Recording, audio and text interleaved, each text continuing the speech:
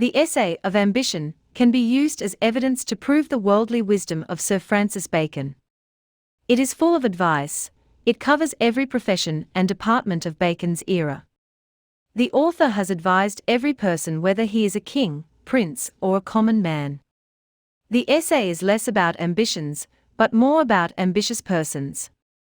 However, as usual, the author shows both sides of the picture. He talks about the negative, as well as positive qualities of ambitious people. He also talks about their different types. Some of them are harmful, whereas others are useful. Likewise, different kinds of ambitions have been mentioned and fully explained in this essay. If ambitions are harmful, then what are their impacts? If they are useful, then how these ambitions can help a person in this world. Furthermore, readers hardly find any essay of Bacon in which he has not mentioned any example from ancient Romans.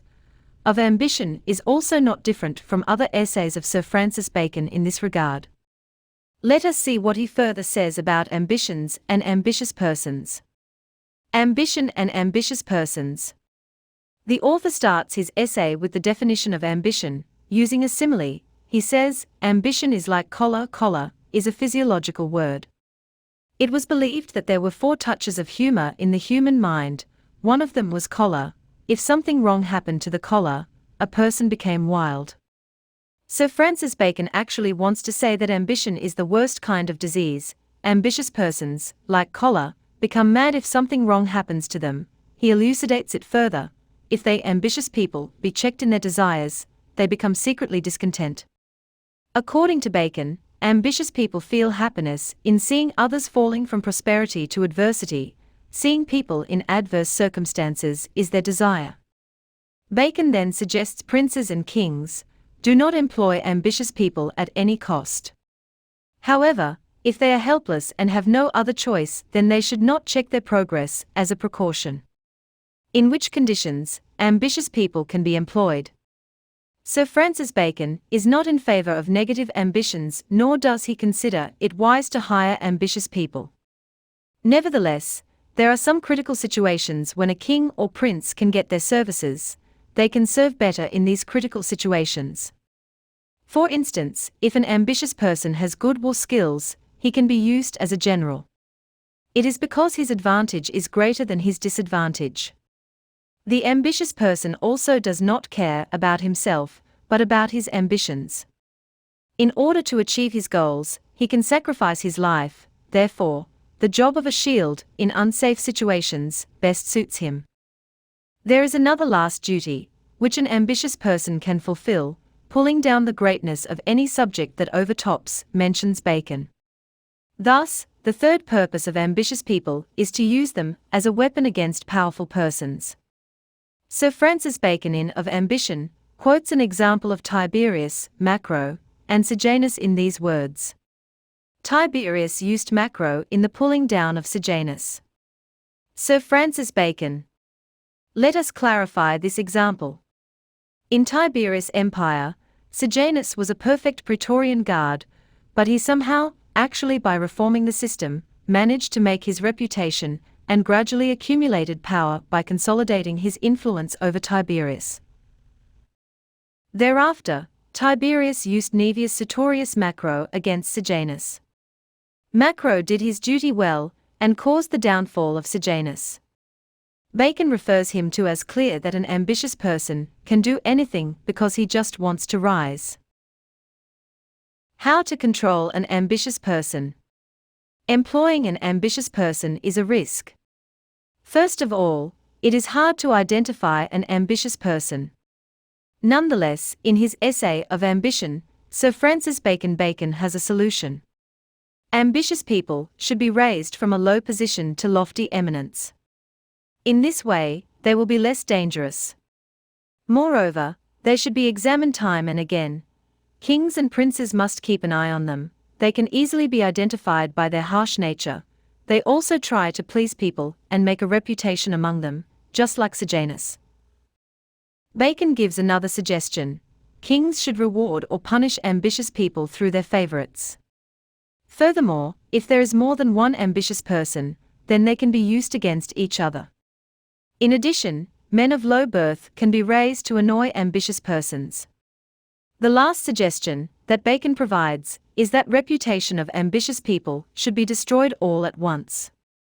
However, sometimes a king cannot do so, then he should adopt an alternative solution. The king can convert his rewards to punishments. His positive image can be replaced with the negative one. By doing so, the king would spoil the mind of the ambitious person, and he would feel insecure about his position. It is worth mentioning here that the approach of Sir Francis Bacon in Of Ambition is entirely mean and full of selfishness. Although he is talking about the securities of the state, yet he is promoting selfishness. He is advising the kings and princes to use a person, ambitious person, and throw him for a loop. Hence, we can say that Alexander Pope rightly judged Francis Bacon. Perhaps it is the essay Of Ambition due to which Alexander Pope says, Sir Francis Bacon is the wisest, brightest and meanest of mankind. Types of ambitions.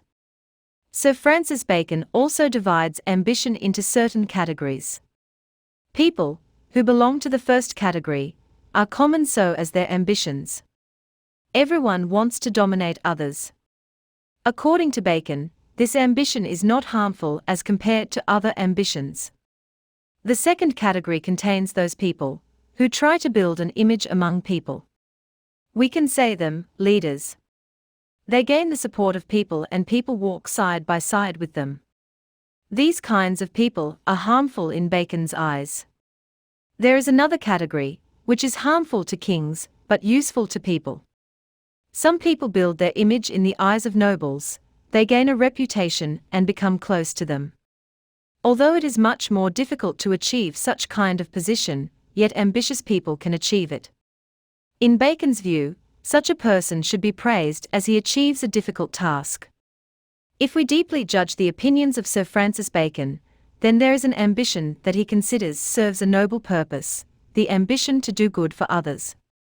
Moreover, he suggests kings know the difference between good ambitions and bad ambitions. Likewise, they should differentiate between good people and bad persons. Some people really work, but some just show off. A king should keep an eye on them, and he should appreciate good ambitious persons, as they bring positivity. Conclusion.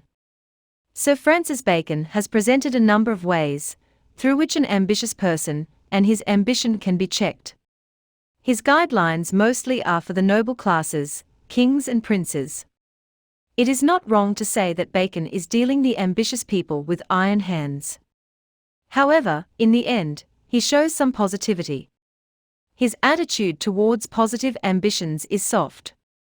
He praises those people who do good for the welfare of humanity. As far as the style of the essay is concerned, there is nothing new in it. Bacon, in every essay, uses concise and lucid sentences. Everything is clear to the readers. They do not find any ambiguity in the whole essay. Whenever requires, Bacon uses similes to clarify his standpoint. In addition, he quotes examples from the past to simplify his views. If we talk about philosophy, then the attitude of Sir Francis Bacon is strict towards ambition and ambitious people.